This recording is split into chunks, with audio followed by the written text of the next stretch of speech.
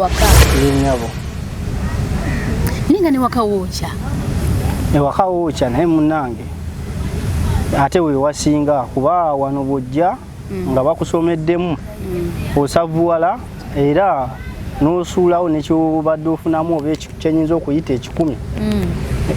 N'olinnyo okola eki n'olinnyo ojje ng'oyagala kisinga naye munange bwe wagaana era oba olina kudda waka. Anti bagamba west to east, north to south. Home is the best. That is it. Bali bachi. Baki edi motoka chi. Police. Police. Nacho.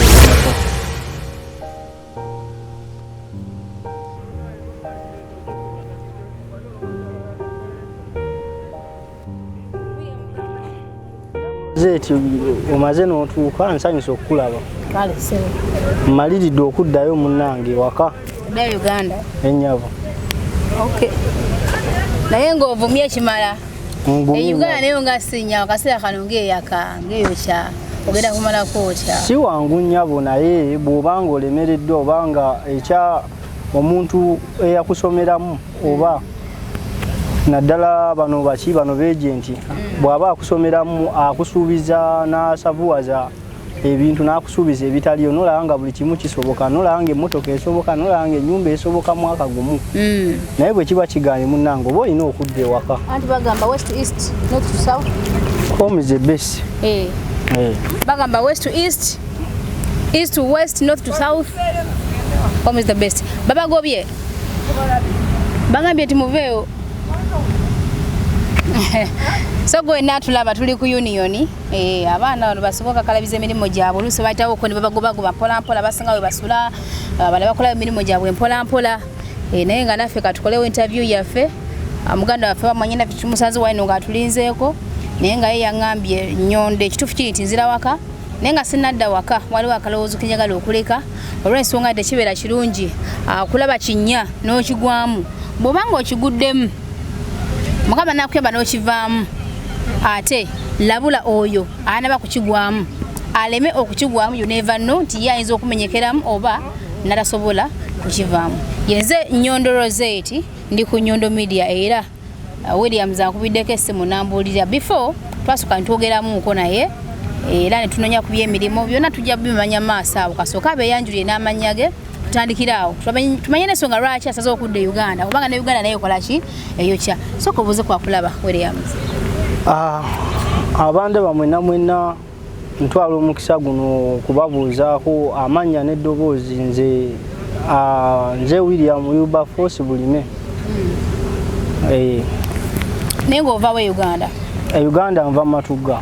Matugga. Ennyabo. Oyo oli mufumbo William wabayo oli mufumbo onayo omukyala n'abaana oba?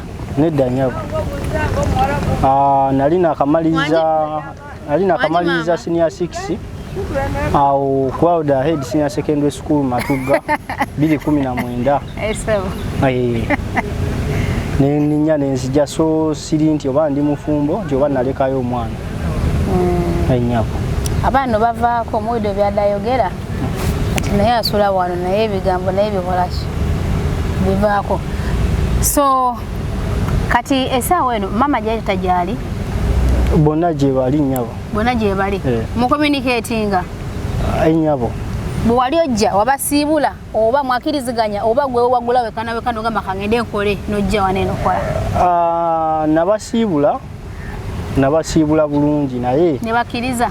Ebimu ku ebyasinga okumpaliriza emu ku nsonga yasinga okumpaliriza okujja waninga nti kangende nkole yali nti mu mwaka ogwo gwennyini taata wange yayampeeredde okuva wansi otuuka ku senior 6 we nagimaliriza 2019 nti yalwala cancer, prostate cancer awe Mulago. Muzeeyi awo yalwalira? Ennyabo. Baada akyakuweerera? Ennyabo. Saawa zino ali ku ki? Saawa zino Mukama ayambye anaatera okumalayo treatment ye Mulago. Ate okumalayo treatment? Ennyabo. Ani amujjanja gwamujjanjaba oba mama yamujjanjaba? Ffena tugatta engalo netusobola okulaba nga tukola ki? Mba ku kyemukolawo? Mujjanjaba. Ennyabo. Wano mazeewo bbanga ki oba wajja mwaka ki? Wano najja January nga 16. Era kati mazeewo emyezi 7. January nga 16. Ennyabo. muguno mwaka gwennyini enyabo sawa tuli mu gwa 8 so je myezi gyo 7 ngojimaze wano oli ku visa ki ndi ku visa nyabo oli ku visa ani agikola visa eyo nkuba waka mama yakola ki mama yagikola naye wentuuse ne bolaba ntende waliddwa ningamba nti kanjire Uganda nti jukira nalwaza muzeeyi wange kansa mama naye atunulidde ku treatment ya taata okulaba nga akola ki ng'eggwayo kubanga essaawa zino era nga bumanyi omuntu alwadde kansa ndala prostate aba takyakola so mama yalwana okulaba nga akola kyajjanjaba then naffe bw'ofunayo k'osuuzizaayo b'osuuzizaayo $5,000 n'ogimuweereza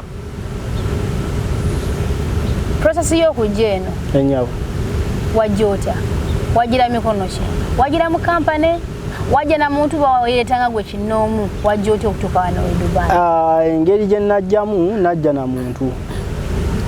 na muntu kuba nali mumanyiko era nga omanyiko kuva wa Uganda nga mumanyiko okuva e Uganda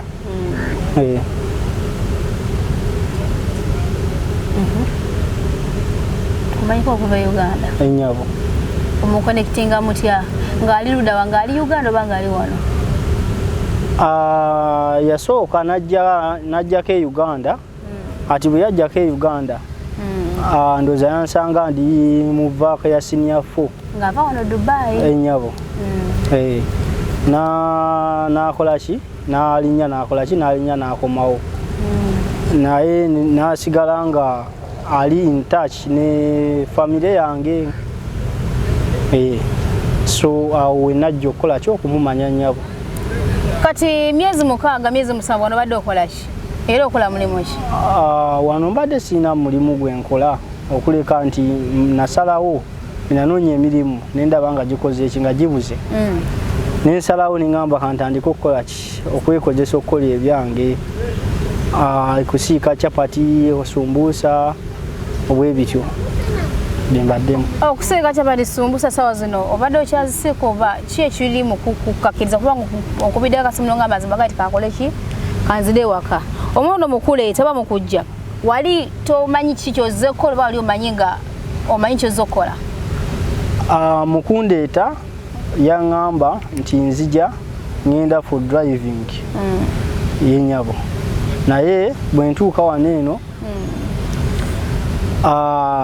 nenkola ki nengezaako nga bwe nsobola tulabe nga nkola ki nyingira mu driving so twawaayo application twagiteekayo mbudde naye ne balijectinga process yange ey'okukola ki ey'okunteramu employment visa ntandika ovuga taxi olw'emyaka nti gyali gibulako enyabo wano shogamba waliwo emyaka gye bahandikirawo okuvuga taxi enyabo bana ku myaka emeka batandikira ku myaka 23 okudda waggulu olina emyaka emeka 22 olina emyaka 22 omala ddi okusoma namala okusoma 2019 nyabo 2019 amala okusoma wasoma wakoma mu kilasi nakoma mu senior 6 wakoma mu senior 6 enyabo noteyongerayo kazi wagambye ensonga ki ensonga yanemesa okweyongerayo nti nalwaza muzeeyi wange kansa ate nga yayampeerera kowe kojja waino myiweeyo okuba ekyeyo enyabo so obwemu gwagezako gwa driving twali mirimu mirala gyonna wali just gwala kuvuga driving kyekyoka yabula nogamba kati kantu lenseke kyapati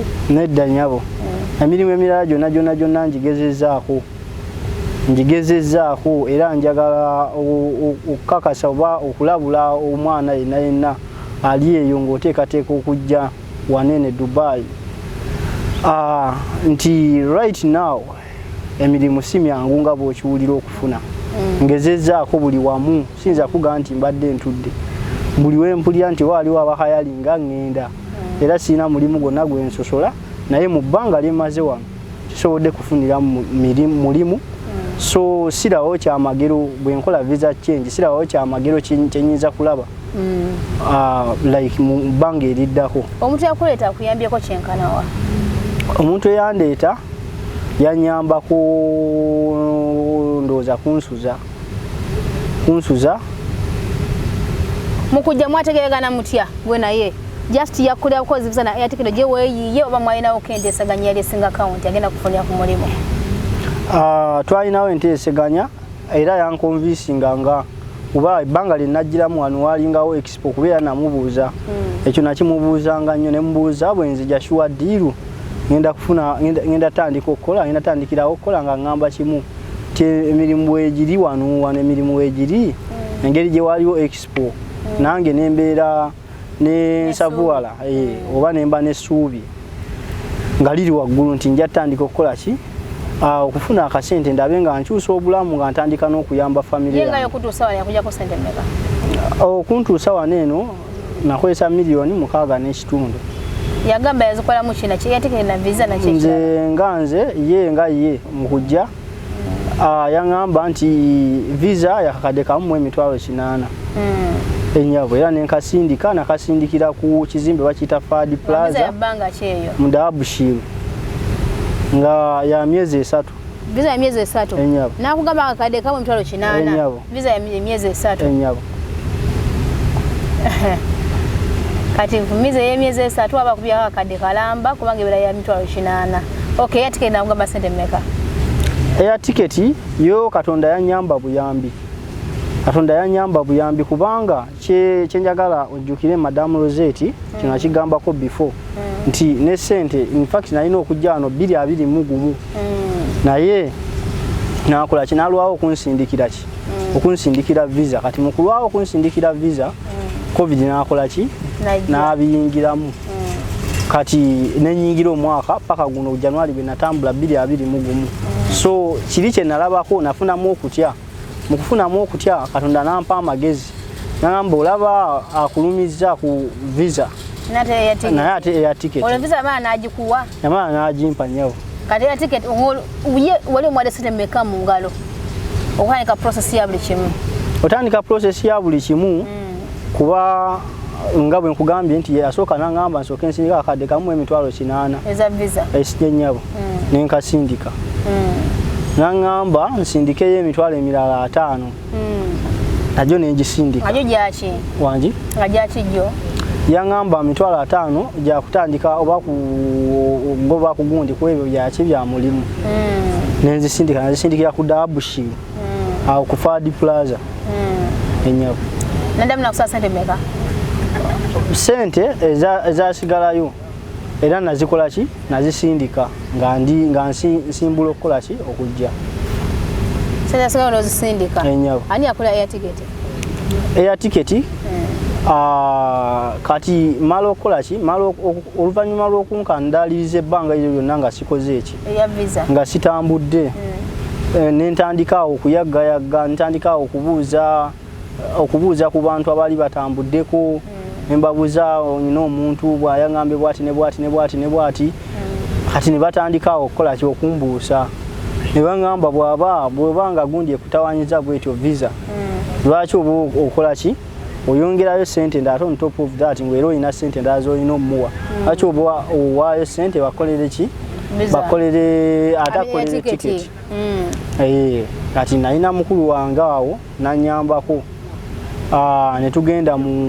twagenda ku bagita Kashi Avenue awo ofisi za Emirates weziri wezisangibwa awo mu Uganda netukola kyanyamba yalina account mu Abuza Bank netukyusa sente okuva mu sente ze Uganda netuziza mu kimu $1 nengula ticket nga ya two-way ku Emirates. Two-way yakumalako sente mmeka? Ticket eyo yamalako obukadde $2,300. $2,300 enyabo kyekyakosa two-way than okola dummy. Ekyankweza two-way dummy ebeera cheap ate two-way eri expensive nga bw'okiwulidde te. Ekyankweza two-way than okola dummy omusajja ono nga bwe nkugambye nti yankandaliza okumpa visa nentandika okwebuuza kikyenkola kikyenzizaako oba kikyendiko kakati mu kubuuza ennyo ne baŋŋamba waategedde ne tiketi gyekole gigule Uganda kubanga waliwo possibility ey'okukolera one way ticket naye bw'oba ne tiketi ebbiri olani akuwaga amagezi yampaga amagezi waliwo omwami nja mwebaza bamuyita Eddie ali era wano Dubai yambuusa nampaga amagezi ngamba macho bakola era tiketi gikolere ye waka enyabo okole dame nawe n'ogikola dame N'otambula n'ojja. Nedda nyabo. Nakola tuwe. Yambuusa nangamba nkola tuwe. Aya nokola tuwe. N'ojja. Enyabo. Mukujono gayi wamusinkana kwati wamusinkana. Namusinkana. Wamusinkana wa. Namusinkana ku airport. Yakunona. Enyabo. Kati nakulazawa. Nandaza nentandika obulamu bwa bed space awo. Naye era okwekyanga kwatandikira awo. Era essanyu kyenyiza okugamba gwe naali eyo omulabi wa Nyondo Media. Essanyu lyange lye nalina lyonna awo eryakoma. Nentandika enyabo. Essanyu eryakoma. Enyabo. Lyakoma litya era lwaki essanyu lyakoma ngomaze tuka mu bed space? Essanyu lyakoma olw'embeera omuntu ono yampiikinga gye yakola ki? Wait. Bakugamba. Olw'embeera omuntu ono yampiikinga gye yandaga reaction gye yandaga before kubanga nali mupya ajjukira nze Dubai ndoza nayingira Madam Rozet nayingira ku sawa 4 ez'ekiro naye kyenyiza okukakasa nti ku airport navaawo sawa 7 n'eddakiika nga 35 kuba ku sawa 4 ez'ekiro enyabo nova ku sawa 7 enyabo ogw'okumakya ogw'emisana ogw'ekiro nyabo ogw'ekiro enyabo omwami n'akugjawo n'ogenda mu bed space enyabo watandikira katanda ki kawagulu kawansi kawakati mujikalifa natandikira katanda kawansi olongane akusasudde akatanda akawansi waliwo omukyala bamuyita Josephine kuba okusinzira ku ssente omwami zonna nga benkuganize bwe nali nzitemye nenzisindika naye omukyala oyo yanyamba buyambi kubanga nze nali nkola kinali ntya okusula waggulu yani mugamba ntya okusula waggulu enyabo nosula wansi enyabo nampa akatanda akawansi ku bbeeyi ya wansi emirimu negitandika gitya emirimu nentandika okunoonya emirimu bwe natandika okunoonya emirimu bwe natandika okumanya ekifaananyi ekituufu ekiri eno oli yakugamba nti jangu okole yakugamba tabigambo nga kibi yakozesa okusedusinga okugamba nti eno kya tabu kya kabi nawe nojjanga osaba wadde ebigambo byakozesa okunsedusinga yasinga kukozesa expo nakugamba jangu nogenda kuyoola waliyo expo nawe nojjanga okimanya ogenda kutuukira ku mulimu omusava oyole ebyozisente nga bw'oteeka ewaka kola byonna byowulira oyagala tokifunye essaawa ey'olwaleero lwaki odda e Uganda? Ekinziza e Uganda nze nga nze obulamu bwange we nabeerera e Uganda nali nakamaliriza okusomesa naye mali nakamaliriza okusoma nga bwe mbagambye gwe omulabi wenna owa Nyondo Media era n'omwana yenna ateekateeka okujja e Dubai nti nze namaliriza okusoma yali 2019 naye eryo ebbanga linamaliriza even before nga sinnabakola kikumaliza kusoma wedde nali ntandise okusomesa kuba sijja gamba nti nali first class student naye nali nsobola okusoma enyabo era nga waka wange mutegeera nyabo enyabo kakati enyabo era banaye gwe onaatulaba kansooka ate nkutegeezeeko kuba Speed Express Tours and Travel gwe naabadde tabawulirangako abaita bamanyi eno agency oba travelling agency esangibwa mu UAE ng'erina branch Dubai ewamu ne Abu Dhabi ate gwe ali e Rwanda branch gyeri nali e Uganda company eno ekola kiba agency eno ekola ki agency eno egabira abantu visa oba ekuwa visa okuva ku myezi ebiri omwezi ogumu that is 30 days ennaku amakumi 9 gy'emyezi 3 nateera ne visa esigadde zonna ezikola z'abasuubuzi byonna ezikola eya tiketi nayo negiteekako tekomooko ate nebeera nga erambuza abantu wano mu UAE wonna wendiwadde bweyagala okugenda kutambuza nekuwa ebyensula biba birungi nnyo ebyentambula bibeera bigonvu so gwe wenna ali eyo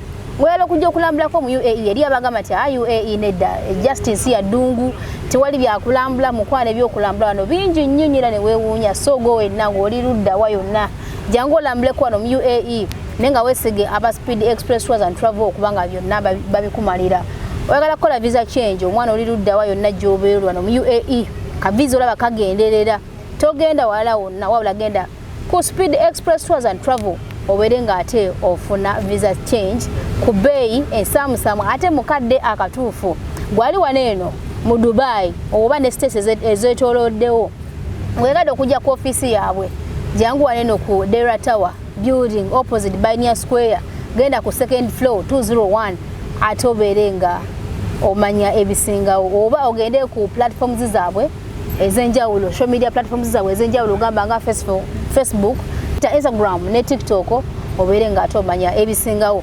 Brewster Coffee Obsession Academy nabo bakugu mu kusomesa abaana emmwanyi okubanga ekyali mpeke mpaka ogi processing ate nojjamu ekyokunywa oba ice cream.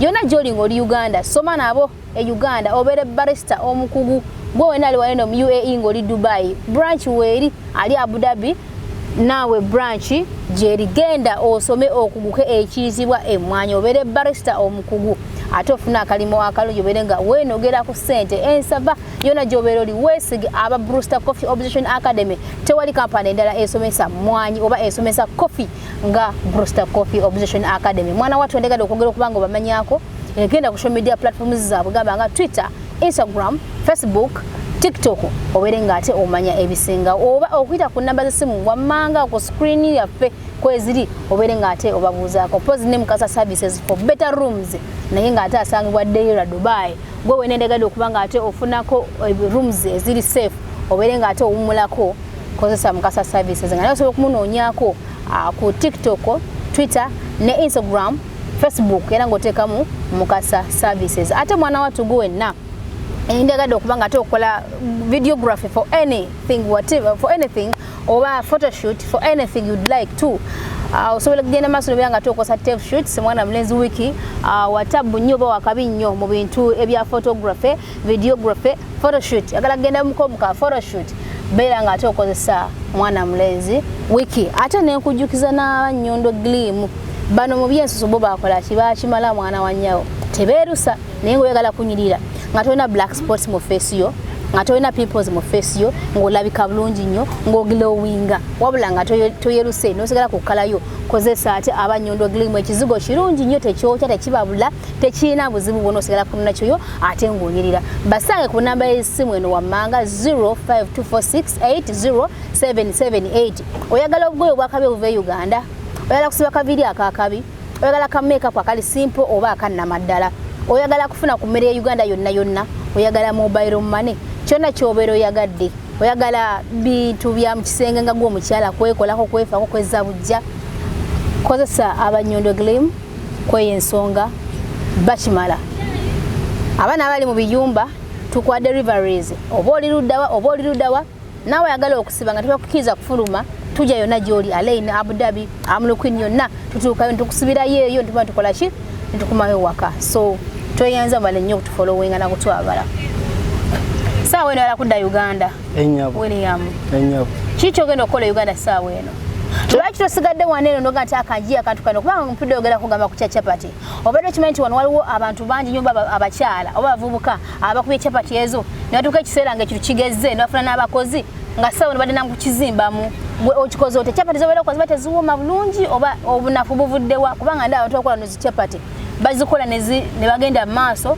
ne kikwata ayina beera nga basobodde n'okwezimbiramu amayumba nyina mukwano gwange ekyokulabirako gwe lwaki kiganye nze kisinze okundeetera ekintu kino okugaana si nti bye mbadde nkola tebiwooma oba si birungi naye okusoomooza kwensinza okufuna nti awo okukolera ekiraba Madamu Rozet nti ebintu ojja kubanga omanyi obikola okisegeera ogende mu bed space otandika obikola landlord akuwega ahead agambe nti nkuwadde tandika okukola ki tandika okukola otandika okukola nti ojja kuba wakasasula bwoti wiiki ng'emu ku ssente z'obadde okoze wakasasula wiiki ng'emu jjukira akuwadde go ahead agambye genda okole kaakati abapangisa bakomplaininge nti omukka ebintu byaffe bijja kuwunya omukka ku shopping ngata kusobera kusasula akatanda papa sirifu okola chapati zo wagezaako bed spaces nga mmeka nga bakugana ekintu ekyo ngezezaako bed spaces ezisukka mu 3 nyawo ezisukka mu 3 oba tolina okasite kosobola kuyiyaya noga nti nze kankoleka bed space nga ze nka runninga nga naye agenda kungamba nti kino ate kirina ekoleremuko ebintu byange okakola teyandibadde idea mbi naye njagala nkujjukize nti ngenzo otandika okukola ki okola ebintu bino kuba nasooka mu kunoonya ki mu kunoonya mulimu in the process okunoonya omulimu tolinako muntu yenna gwawako kusende nazirya process ey'okunoonya omulimu okuleka mu office eshaluja bayitawo kasemiya banzibako kodira mu bitanga yali muna Uganda yali muki teyali muna Uganda ekintu kino kivudde ne kuba na Uganda wabula kati n'amawanga gennyini n'amawanga gennyini gwe tumanyi nti ddala gegamu bebamu kubavunaanyizibwa mu ggaba emirimu nabo beeyunidde obufere buno enyawo. Okay, so kiganye ekya chapati kwawe kantambule ngende Uganda enyawo.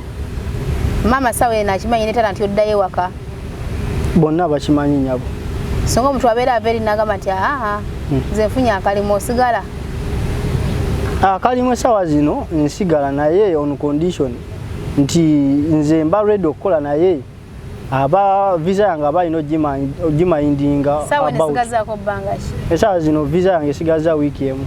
Ogenda dde? Ngenda nkya. Subhanallah. So kugamba kiwedde okiba wamaliridde bwoto ogendera ddala. Kakati omaze okuteekateeka ogambe nti ogenda oddayo waka. Kale kiki ekikusikiriza okugamba nti Nyondo jangu tukoleyo ka interview kano nga sinaba kudda waka? Nze kijjo omulabe kubanga omulabe ajja kugamba nti ate kati omaliriza okugira buli kimu kiwedde ogenda waka ate kati what is the purpose of this? Ensonga lwaki nsobodde okuyita Madam Rozet ojje nga zibadde nga bbiri. Ekisooka nti tunawe tondekeredde mu mbeera yonna osobola obadde onteereddewo omugongo yadde nga kiganye naye tulwanyidde wamu era ogezezaako nga bw'osobola otherwise osanga buno obudde sandituuse wano na mu bbanga lino. Then n'ensonga endala ey'okubiri nti njagadde okulabula gwe omwana ali e Kampala ng'olina kyokola nkisobola okukuwa emitwalo ne bwe giba 4 ne bwe giba 5 alafu tubale emitwalo kale nga 6 oba 7 omwezi nti tokyamuukirira olw'okuba bakusuubiza ensi n'eggulu ojje waneeno buli kimu kisoboka nti osobola okusula ebweru osobola okusula nga tolidde osobola okusiiba nga tonywedde yadde okulya. So yensonga enkulu esinza okumpisa Madam Rozet nsobole okubuusa oba okulabula omwana ali abadde mu nteekateeka oba yandikifunye mu bwongo nti waliwo ngambye eri esente bazinoga kiralu nenkantambule ngende. So yensonga emu ku lwaki osaze okujja tubeere nga tukidisikassingako gwe naatulaba ogubeera mutima gwa nkizu era gubeera gw'amaanyi nnyo nti omuntu osobola okuba nga otambula n'ogwa mu kinnya naye ate kano abeera kusobozesa okivaamu ekinnya ekyo at least obanga olina gwolengera agenda kukigwamu mu preventing abeereme kukola ki kukigwamu kubanga ate yayinza okukigwamu tafuna kyasinga gwe gyofunye n'akola ki nandakivaamu. So ogwo gubeera mutima mulungi nnyo obale nnyo webali ddala gamba mazima ganyi nti omwana ono yajja gyendi netugezaako okunoonya emirimu soka nanga omanyi ekiriwo nti kazi gyo hosteo ku Nyondo Media kubanga kyonna kina kiri namugamba ekintu kimu ne mugamba nedda okunoonya emirimu tekitagisa kujja ku Nyondo Media wabula kasooka tunoonyezeeko ebbali tulabe ekikola ki ekigenda masigambo bana kuma chance twagezaako tulabe kubanga abantu bamu babalooza nti tekati omuntu omuleze ku kamera tugende nene ngamba akasooka tukozese chance yewabwe tukole ki tusudde enkesige mazima gonna Mamadou abaddewo nene amugambamuko tugezezaako n'emirimu tegikola ki tegirabika n'abafere baki bangi paka kusawa esebyo yangambye kamunyi n'agamba ekiro nti evize tambudde egendere ne kankole ki kanzire waka nga ate ondada handabanga kiki nga kitufuse gwe n'omwana ali ewaka ng'olina akalimo ng'osobola okufisaawo emitwalo n'ogabaana n'ogatereko oba 5 nze nkusaba busabi nywera beerayo ogira oyiyayiya babalimba babatomeza oyinaga nti omulimo weguliza mazima gali nti tuli wano ku union kyenyizo bagamba naye abaana no percentage ekisinga bona bali wano nga otubalengera eri yona batudde balina obukeeka mazima gali nti bakola ki basula wano side zizeri wiki tasobola kuleteekayo kamera bibi ebikunta babyanise tasobola teekayo kamera lwaki kubanga waliyo abantu wana abaana basulirawo ddala naye lwaki kuba nti balimbibwa abo ababalimba ne bapaswedi okujja nti bakwenti sente weziri bagenda okutuuka nga kyebagamba si ekiruwa si kikyo sawa ero bali mukola kikumudabula. So ensonga lwaki ffe ngaffe aba Nyondo Media twasalawo okujja tube nga tubalaga ekituufu bagamba ekijjo manyi kikola ki kinyaga bitono. So ojenga omanyi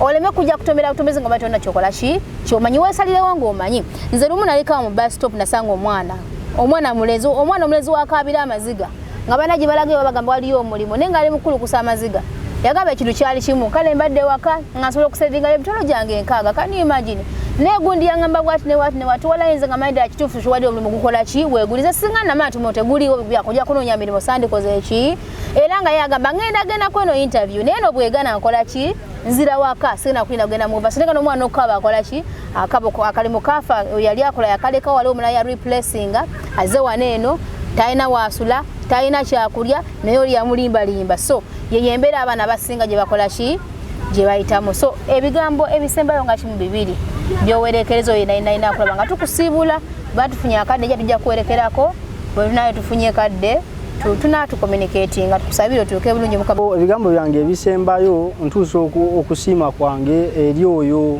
sekinomu antuusizaako obuyambi Madam Rozet webale nnyo n'okunyambako ku nsonga ya tiketi netugigula nzirewa kawebale nnyo obuyambi era ngenda kuddeeka enkya ku ssaawa 3 n'omukyalo omulala era gwe njagala okwebaza bamuyita Josephine abeera awo mu Abubalaha webale nnyo webalire ddala Madam Rozet oyo omukyalo yakola ki bwe natuuka wano ejjukira oli teyamuwa yadde ku ssente naye yasobola okufuna omutima ogumuteeka akatanda akaki kuba namunnyonnyola embeera gye nkola ki gye naleke ennyabo naye nammwe mwenna abaana abali eyo kansuubire kino kibawe ekyokukola kyekyokuyiga nze wano sirina kyenfunyeewo kijja kubalimba nti nina kyenkoze kina kyenfunyeewo ennyabo nga gyenkubaate ennyabo maama naye on top of that ng'alina obulwadde bwa batolinga yampagidde kubanga waneeno ngoze waneeno era omulabi wa Nyondo Media yenna ali eyo waneeno ebintu ebisinga tujja tetubimanyi nti visa bwebe weddeko waliwo kyetuyita overstay ennyabo waliwo kyetuyita overstay nti visa yo bweggwako ennyabo era bwetateekamu emitwalo 10 gye bakubala buli lunaku ate olusooka gisingawo gibanga mitwalo 2 awo bwe gityo si bwe kiri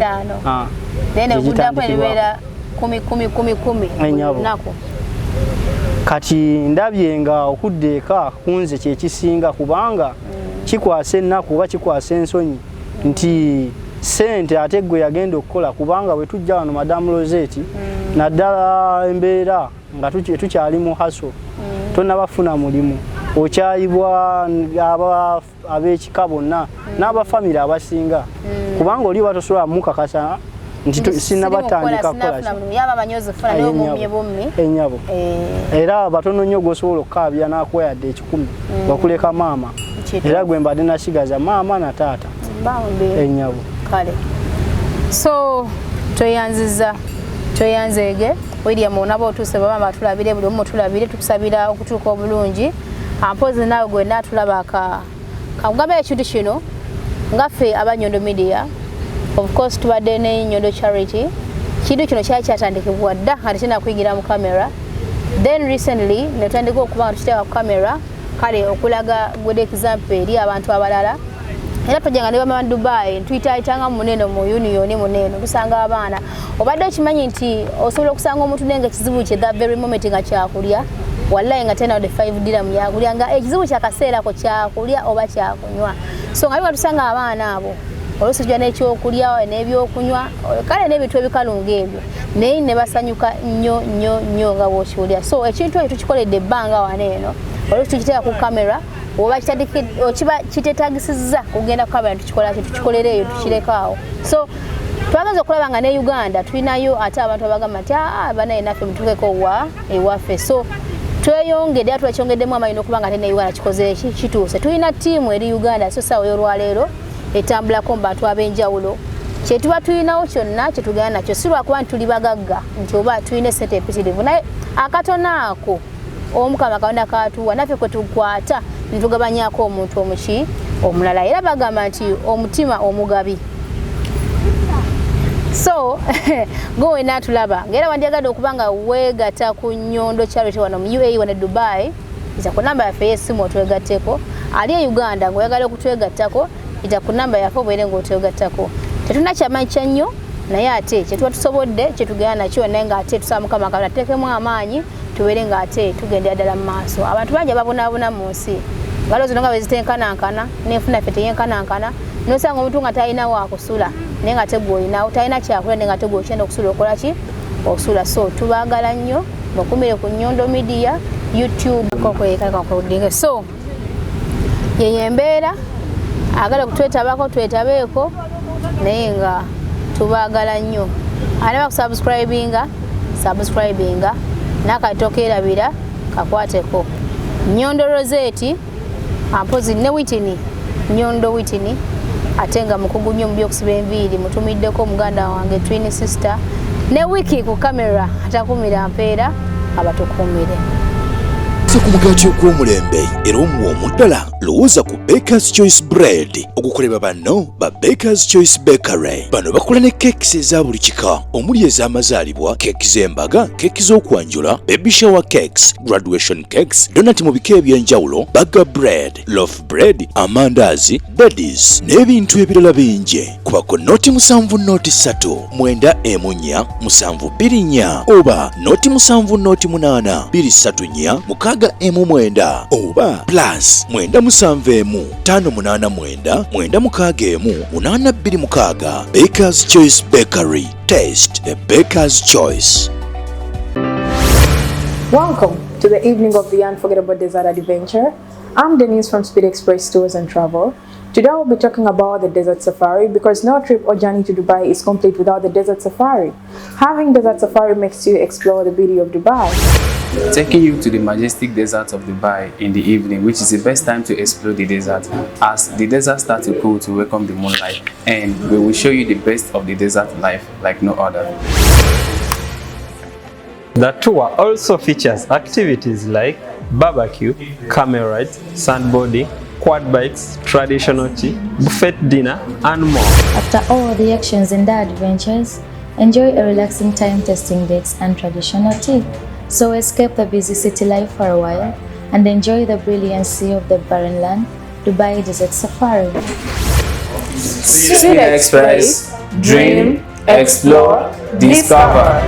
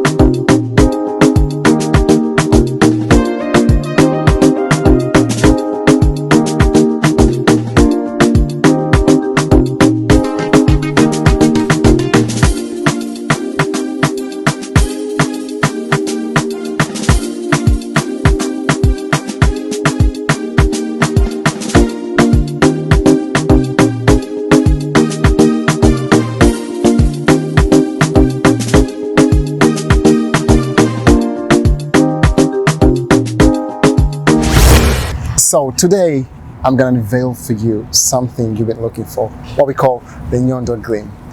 I don't want to explain so much, just take a close look at this woman. Look at her skin, glamouriously. I don't want to say much about that, but if you want to get yourself to look just like her, do me a favor, just inbox her and she'll get you the product at your doorstep. Yep. And ekizigo kyabere twerusa go natulaba wabula tukolera kalayo nobeera ngulabika bulungi bade kuligulawenga mukono glawenga oba kulateninga mukatono no lighteninga muko katono just nga wero kyagadde oyina pimples oyina zino black spots mu face yo wagala zivemu tukolera ekyo kyenyini kyobero yagala tu contacting ife abanyondo gleam ngoita ku number ya simu 0524680778 ekyo kino naddi. Well, amangu ddala nga tumaze wano ekime kyange n'abasajja bagala osigala mu kala yammwe ate yoluse naye ng'olabika bulungi. Totuula omukisa guno. Thank you so much. Always welcome.